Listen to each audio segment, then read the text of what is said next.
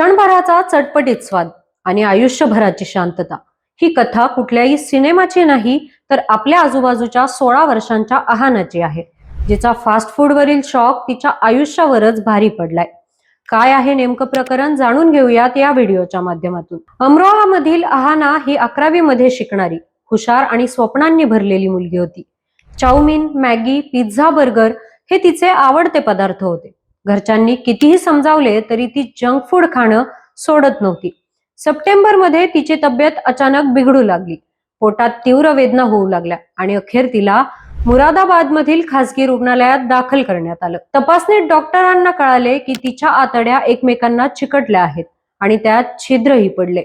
यामागे सतत फास्ट फूडचं सेवन हेच मुख्य कारण असल्याचं डॉक्टरांनी सांगितले. 30 डिसेंबरच्या रात्री तिच्यावर शस्त्रक्रिया करण्यात आली.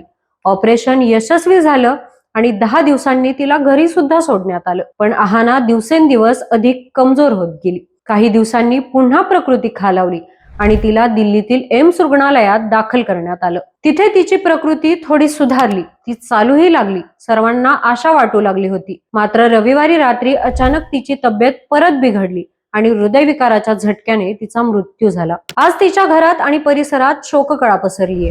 ही घटना आपल्याला एकच इशारा देते: क्षणिक चव आयुष्यापेक्षा मोठी नाही. वेळेत सावरूया, कारण आयुष्य पुन्हा मिळत नाही.